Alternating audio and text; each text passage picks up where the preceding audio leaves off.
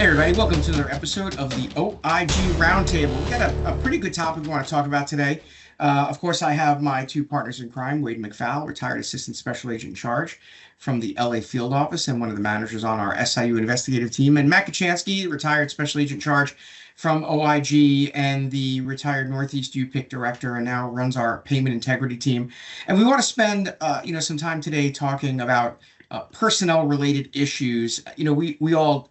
We're all dealing with them. Here at Advise, I do a lot of the hiring and unfortunately a lot of the terminations of people that don't work out here, because that happens in life, and that becomes a big challenge. It's finding the right candidates for the right position, and then being able to keep them and make sure that they're successful. And Matt, in your time, and Wade, in your time, Wade, as an assistant special agent in charge, you sat in on panels, were part of the hiring process, the mentoring and training. We're going to talk about that. And Matt, your role even more so, not just as the SAC, special agent in charge, where you were involved with hiring not only new people into the organization, but also when you had vacancies within your department where you needed to bring people in for, operations and things of that sort. And then over at Northeast UPIC, you had more than 100 staff, and being responsible for the full operation of the UPIC budget, staff, training, all of that. That obviously is a big burden. And one of the things that we're finding is, obviously, in a world where there's a lot of virtual hires and remote work has a lot of pluses. Number one, for me, is that when you're bringing people in a remote environment, you're not limiting yourself geographically. So you theoretically are in a place where you really can take a look at the best candidates for a position, because you're not relegated to a geographic area, although that can be the case. We support a contract here, for example, where people need to live in the state in which the project is working. And so that presents some challenges to find the right people in the right spot. But, virtual hiring is sometimes a challenge. You're not in front of people. You don't get to really read them. They say read the room, read the person. You sometimes don't get to do that.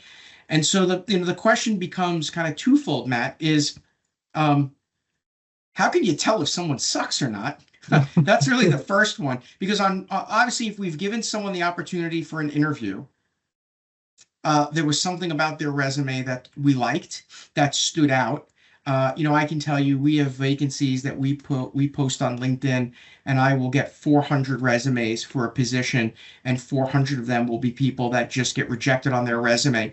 Most of the time, it's because they don't even meet the qualifications for the position. So people aren't even reading the job requirements that are posted on the job that we're posting. And so they're rejected. For example, if we're looking for someone to be an SIU investigator and they need to have a college degree, and we have people who have a high school diploma, they're just going to get rejected for that.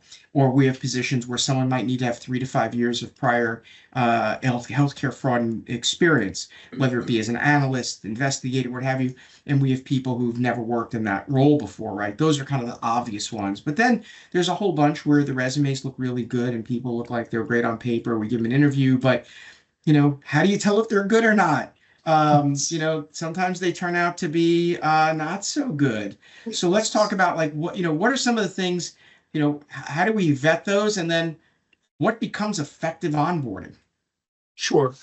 Vetting is probably the most difficult part of onboarding. It's, how can you tell in a virtual environment, and with resumes now, it used to be, you'd look at a resume and, someone who had changed from job to job to job to job, you'd be like, that's the pattern. I don't want to, be the next job where they're only here for a year or two.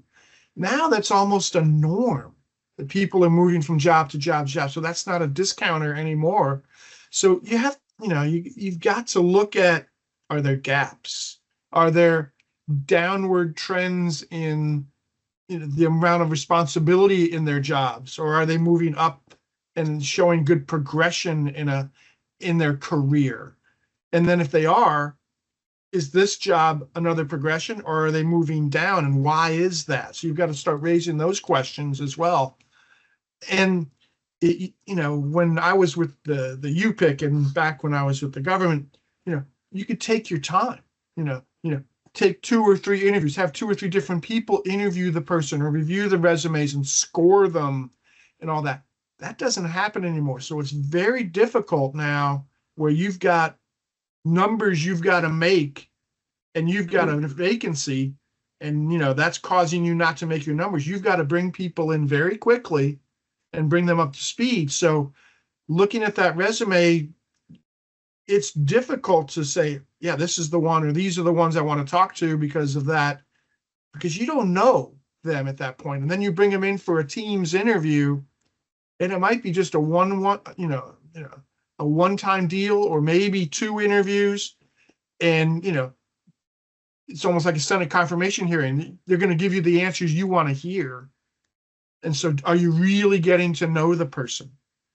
That's you've got to be able to read them. You've got to be able to ask perhaps hypothetical questions, give them a test, not a test, but what if you got the complaint of X, Y, and Z? How would you handle that? See what they say to see if they actually have the subject matter knowledge that you're looking for. Of course, to be fair, you ask that same question to everybody you interview, right, but you try to get beyond just the, what are you going to bring to the job? What are you going, why should I hire you? Get to the nitty gritty of what the job is to make sure that they've got the skills to do it. And then find out from the person as best you can, what is their attitude toward work? Are they going to work till the job is done, or are they going to work till 4? Yeah. Right. Of course, they're going to give you those answers, but two quick things that come to mind is, one of the things that I notice in some resumes is that lately I'm seeing a lot of resumes with people who do not stay at a place for more than a couple of years. I had this conversation with someone recently. In my adult working full-time capacity, I've had really 2 jobs. I worked for the government for 25 years, and I've been here for 6. Now, when I worked for the government, OIG was my 3rd agency. But it was because I was on a progression, right? Many know I started off after graduate school. I was a federal corrections officer at a maximum security penitentiary where I worked for 15 months. And then I was a federal probation and parole officer in Brooklyn for 2 years, and then became a criminal special agent at OIG. The positive is all of those were all in the law enforcement world. So my retirement, nothing really changed. As I like to joke about it, I went to jail, then I was on probation, and then I did the investigations. And there was a little bit of a progression. Oftentimes what we see now is we see a lot of resumes with people where they spend 2 years at plan A, 2 years at plan B, 2 years at plan C, and there's no progression. Right. In the career. It's just laterals. And if you look at my resume, I spent 22 years at OIG, all as a special agent. And then when I, got promoted to the senior role, but I was still a special agent my whole career. And I've often had people say to me, well, why didn't you ever promote? And my response, jokingly but half seriously, is always, well, somebody has to do the work, right? Because at some point, knowledge transfer is important and institutional knowledge is important. And I loved being an agent. I loved being a working field agent. It was the greatest job for me, being a senior agent at the top of the pay, at the top of the steps, in a sub office, was the best job I could possibly have. Of course, Jean Marie will say that the best job is working here at Advise, but I have to always remind her that being a criminal investigator and arresting the bad guys was pretty good too. But you have to, right? That's part of that vetting process, is looking and seeing, like, when you've got somebody who's had a career of lateral moves. And I've heard instances where people say, well, I left for money. Oh, fair enough, right? Fair enough. And I'll always say, what was the differentiation? Because when someone is leaving, we've had people leave here who were hourly auditors, for example, who have left for 50 cents an hour more than what we were paying them. And I get it. And I never begrudge it. But if the only reason that you're leaving is for 50 cents an hour, there's got to be more to something, because there's just more to something. So, looking at those resumes really is, it's not just seeing what's the experience, but it's also looking at what's that progression. What's the career path? Yeah. Or lack of progression. And some people don't want the progression for a reason. excuse me, when I talk to people, when I interview them, and I see that they've got X number of years of experience, and it's really one lateral after another, and I always ask, what's making you want to leave where you are? What made you leave where you were? What made you leave where you were before that? And if there isn't something that shows, like, what is it? There has to be something. If you were laid off, rift, right? Reduction in force. If you were doing pharmacy investigations and you had no potential doing anything other than pharmacy, and after 3 years of pharmacy you were like, I need to do something else. There has to be some factor when you see people jumping from place to place to place, and it can't just be they offered me $1,000 more, because then you never really learn anything. Those, you guys may remember, I had a special agent in charge, guy named Gary, who spent a career of doing nothing but jumping from agency to agency. And in his 20-year career, he was in, I think we had counted 7 or 8 different agencies, and HHS OIG twice.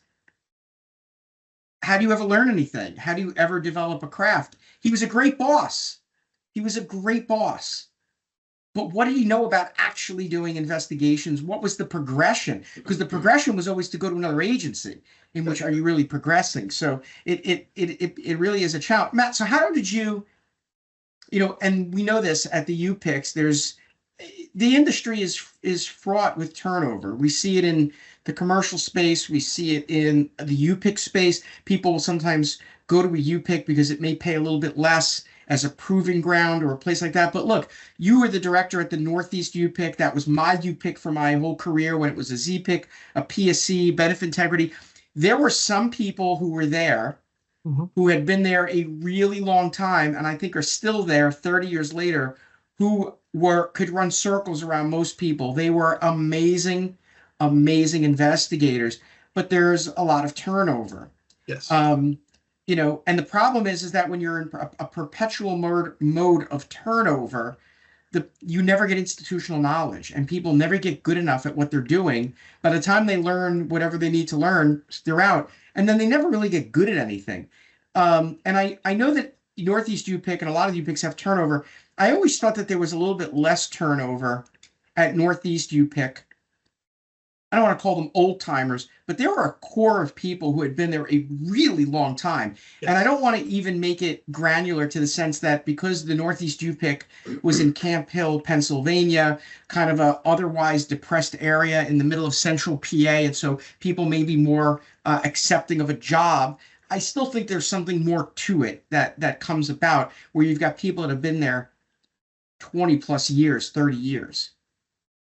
Yeah, we had, I joined, I was there for about 7 years, and some of the people had been there for 20 years before me and were still there now. I mean, they're still there doing the same job. And it came from a good culture there where they worked together very well. I mean, it was in the office 5 days a week when I started, and they had great camaraderie, and they were very mission focused. They weren't there to make money. They were there because they believed in the mission. And that was really inculcated by the program director there before me, Jim Kopp. He was there, and they loved what they were doing. They knew they were making an impact, and they stayed because of that. And what we tried to do when there was turnover is we tried to find people like them, and our onboarding was focused on the mission and how to accomplish it and how important it was. And when I became program director, I tried to follow in Jim's footsteps in doing that.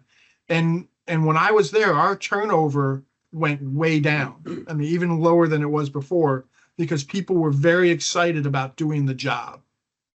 And we loved working with you and the other agents. We sort of liked working with CMS, but they're a tough client, but we loved what we were doing, and we knew we were making a difference. And that's what we kept emphasizing to everybody. We would, we didn't have the benefit, we didn't have the benefit of a large budget to give huge bonuses and things like that. But we made it clear when people were doing the good job, we made it, a public notice of that, so people understood that, they were getting a lot of the good, the slaps on the back and the public acclamations that they needed to really get a sense of accomplishment. But the hardest thing is onboarding and trying to get those folks trained, because again, at a UPIC or with any type of SAU, there's numbers that have to be made. There's numbers of cases you have to open. There are metrics that have to be met. You don't have time to do formal training where someone can be in a trainee capacity for any length of time.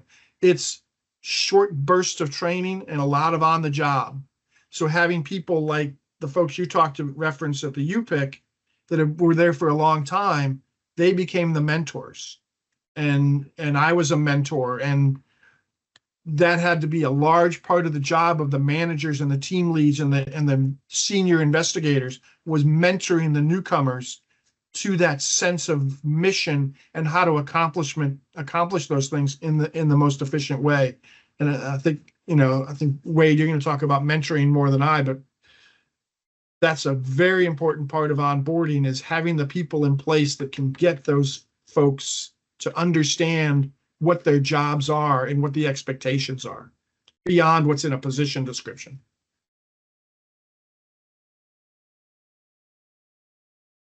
Yeah, and that's an important piece. And the one thing that I think was always great was the people that were the consistents or the constants at Northeast UPIC had come from the days when it was still the benefit integrity arm of the MAC, which at that time was the carrier, and then the PSC, program safeguard contractor, the ZPIC, zone program integrity contractor, and then the UPIC.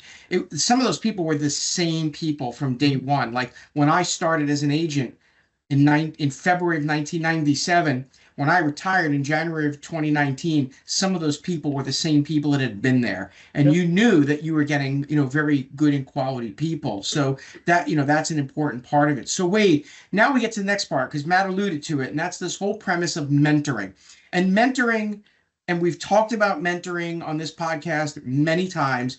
We have done it all. When Jason was around participating on the podcast, Jason was my mentor.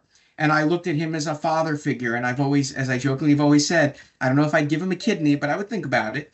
But Jason gave me the foundations that I needed to ultimately create my own success. And I was fortunate in my career to mentor a lot of agents. Like I said, I love the fact that I mentored the guy that's currently the Deputy Inspector General for Investigations, was my mentee when he started in New York. There are a couple of people that are in the senior leadership roles at OIG. The Director of Training and a few others are people that I had the great fortune of mentoring. It was the most important job for me, because if someone learned the job the right way, or at least how I perceived it to be the right way, it made everybody else's job easier, because everybody was able to know that the work was getting done. And if someone quit tomorrow, and you can go in their case file and know that it was a well-documented case and it was all of those things, mentoring fosters professionalism. It fosters a unified group of people, and it sets a standard and creates longevity, because then you have people are happy to be there. They feel like they've been trained well and they've learned a lot. You had a little bit of a unique thing, because as an assistant special agent charge, or ASAC, while you may not have been mentoring people directly, your recommendations, your suggestions are a form of mentoring and guidance and what have you. But you also, as an agent, mentored people, but also collaterally, in one of your collateral duties as the lead firearms instructor, new firearms instructors would come in. They need to learn how to operate the range. They need to do all of these things, where the mentoring becomes very parental in its place. And even here now, when we bring on new investigators, they may be people who are really seasoned investigators. I always say, to some extent, it's not about showing someone how to do an investigation, but it's making sure they know where the executive washroom is, right? They already have the foundations. They just need some of the things that are hints, tips, and tricks. But talk a little bit about, from a mentoring perspective, what are some of the things that you think are we don't want people to get caught up in the minutia, right, of form over substance. Over your over your time, what have been some of the things that you think are the key points to consider in mentoring new people to have that retention? Right. Well, I think in all these different jobs we talk about, whether it be in an SIU with the UPIC, whether an OIG agent, whatever, there's always a learning curve. I mean, that's just the basis of the way the job works. You can, even if you're an experienced agent coming from the government, if you go to a certain SIU, there's still a learning curve because they do things differently. There's different um, routines, there's different forms, there's different, everything's different. So that there is a learning curve. And that's where mentoring really comes in. Imagine if if you're going to start a new agency where everybody's brand new, nobody's been there before, nobody knows the systems, nobody knows the statement of work. If it's all new people and there's nobody to be a mentor, it'd be chaos. I mean, that every job, whether it's a formalized mentor program like we eventually had in OIG. When I started, we didn't have one, but even without a formal program where somebody was assigned and there was a checklist of certain things that had to be done, and the mentor would check off, and yes, they've written an affidavit, yes, they've participated in a search warrant, all these things. Prior to that formal program, we had more of an informal one where a new agent would get with an agent who's been there, and kind of like the buddy system, they would go out on interviews and draw from them their experiences. So I really look at it like the people who have been there, and certain people, I think, were drawn towards being a mentor. That was something they enjoyed, and they had the personal, skills for it, the communication skills. But I think a lot of people, even not formally mentors, they can use their experience. You look at it like when you first get to the job, like as an OIG agent, you don't have a lot of tools in your tool belt. You have to learn things to get those tools in your tool belt. And being a mentor or a senior agent who's been on the job and has learned these things and can teach new agents things that they've learned the hard way so they don't have to recreate the wheel themselves is a very important, I think, aspect of the mentor role, whether it be mentoring someone to be an agent, like you said, in the firearms situation, maybe it's a new instructor, or teaching people how to shoot, or tactics, whatever. I think if you really boil it down to the basics of it, a mentor, whether formally or informally, becomes a teacher where they are able to share those things that they've learned over the years to make their job more efficient, make you better at it. And it's just a matter of really sharing what you've learned throughout your career with somebody who's just starting their career. Is kind of the way I look at it.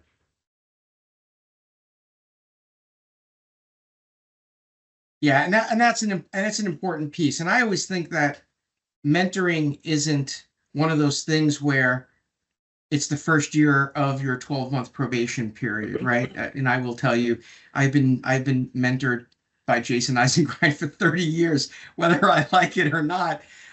Because at some point, mentoring becomes unsolicited advice, right? Yeah. And you have to Yeah. and you have to take that. And I have conversations with you guys on a regular basis, and we talk about things all the time. And the other day, I was having a conversation with Matt. He brought something up, and it wasn't even something I thought of. We've made a change on one of our other contracts with someone because there was something that had come up. So I think sometimes people need to get out of their head that mentoring is during that probationary period of time, and that it suddenly ends. I mean, I spent 2 or 3 years in a car every day with Jason.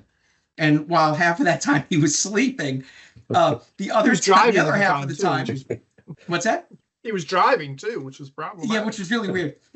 We would get in the car and he'd already be in the passenger seat. And I'd be like, "What are you doing?" And he was like, "I have to think about your career." And he would close his eyes, and then he would wake up when we got to wherever we were going. And I would say, "Well, how did it work out?" He's like, "I'm still thinking about it." So, but I spent 3 years in the car with him, or so, 2, 3 years in the car with him. And even after my mentorship was up, I didn't have to. I chose to do it because I had a guy who had forgotten more than a lot of people knew. And I thought to myself, why wouldn't I want to try to get as much out of this guy as I possibly can while I can? It's almost a little bit like when you have parents that are getting older and you spend more time with them because you want to memorialize these stories that they've got of their life that you may not know or have heard. I've got stories from my parents that I've heard 100 times, and I'm constantly happy to hear them because it reminds me of something that I may not have known or what have you. And I just think that people tend to, once their wings are free and they're out on their own, that they tend to forget that that person that mentored them is still there, and people that are mentors are still learning things and getting, it's a cycle that never should break. And unfortunately, I think that it breaks too early, frequently, and then lastly, because of constant turnover of positions and people leaving, that mentoring never really gets to where it should be. Um, and that's not healthy. So, hiring someone requires also good nurturing to make them not want to leave, and making them feel like they're being listened to. I did a call today with someone where they brought up the fact that Jean Marie got on to a number of calls, higher level calls, and the person said, I couldn't believe Jean Marie got on the call. She's running this business. You've got all these contracts, all this business, you're growing. And she took the time to get on the call and ask me what I thought. And the fact that she did that showed that she had this interest in wanting to make sure that my questions, comments, and concerns mattered. And the fact that I was having the conversation with the person, came back and said it really does matter to to kind of have that nurturing that goes on. So it starts with looking at a resume of someone that you think is good. It starts with understanding why that person wants to come to your organization. It starts with understanding, why did they leave their last organization? I always ask in my interviews, what's making you want to pack your bags and leave? I always ask that question because I want to make sure that the person that's leaving, are they leaving because of something that we can provide that's different? Well, what's the reason? Even if it's something that we can't provide, I at least want to be able to understand what's made that environment such that they want to leave. Most of the time, thankfully, it's not just money, it's money and something else. But we have to understand these things. And I think that becomes part of it. So it starts from hiring, it starts from onboarding, it starts from making sure that the person that you're onboarding is getting it. And if they're not getting it, making sure that you're giving them the impetus to get it. And believe me, there are some people who may never get it, and that's okay. You know, as I love to say about jujitsu, jujitsu's got something for everyone, but jujitsu is not for everyone. And that's the same thing with any place you go work, right? You go to work somewhere, and it's always going to have something for you. It just may not be for you. And part of that is also, and Matt and Wade, you guys do a great job of it, is that if we have somebody that we really do think is a good fit, but maybe the person that's, helping them, it's a personality fit. And that needs to sometimes that's a simple tweak. We had somebody here who we thought was not going to be successful, and it turns out they just were partnered with the wrong person. And when they got partnered with the right person, they were perfectly fine. It was just a personality thing that took a little bit of figuring out. So That's sometimes another that's a thing that little I challenge. I think we should bring up is there's certain, like I kind of touched on it, but there's certain characteristics of like a mentor, whether it be formal or informal. Some people you can have somebody who's the best investigator in the whole unit, but there's certain characteristics you got to have, like some patience. You can't be condescending. Like you said, you have to have a want to, go on to that call and ask the Right. questions. It's so just being like a very efficient and good investigator doesn't necessarily transfer to being a good mentor by any means. There's You know, certain characteristics you got to and have. that's a really that might be the most important point of this. There was a guy that I worked with in New York forever, one of the best agents I ever worked with. He was great. There wasn't a case that he couldn't investigate. He was good with data. He was good in the field. He was good. He was an all-around good agent. He was the agent's agent, did it all. he was a terrible mentor. He was terrible. And, we had a guy come over from New York to New Jersey, uh, seasoned criminal investigator, 12 years of time at two different high-speed law enforcement federal agencies, spent 1 year under the mentorship of this guy, came to New Jersey, and it was like it was his first day. I mean, just, and I remember saying to him, like, what mentoring did you get for the past year? And I said, well, guess what, my friend? The clock starts over again. We're going to, you have to learn the right way. And that's it. It's 20 years or 25 years of experience doesn't make you a good mentor. 20 or 25 years of experience might make you a really good agent. Maybe in some cases not. But being a really good mentor is an entirely different skill set. So that's a great point. It's a little bit of everything. But number one, it's a lot of times when you go to a restaurant, so I'd rather take a meal that the food is okay, but the service is great than a place with really great food, but crappy service.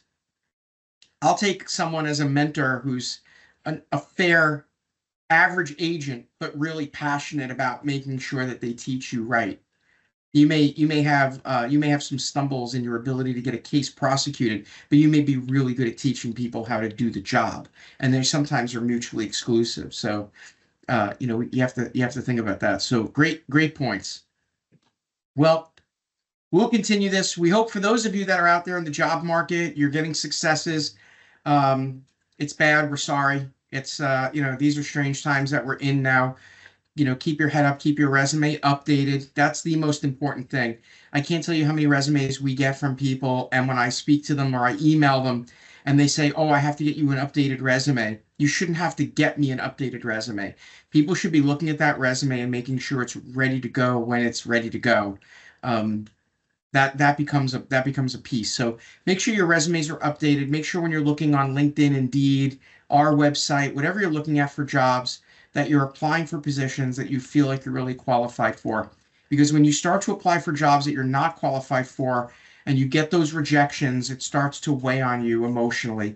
At least look for jobs that are within your wheelhouse. If you are looking for a job and the job requires a 4-year degree and you have a 2-year degree, I don't think you're going to get you're going to find yourself in that job. It's just a basic. You have to apply for the jobs that you think you meet the core criteria for as they're posted. So keep up with that. We're going to keep talking about these things. The job market is tight. We're hoping to see some light soon. We'll see.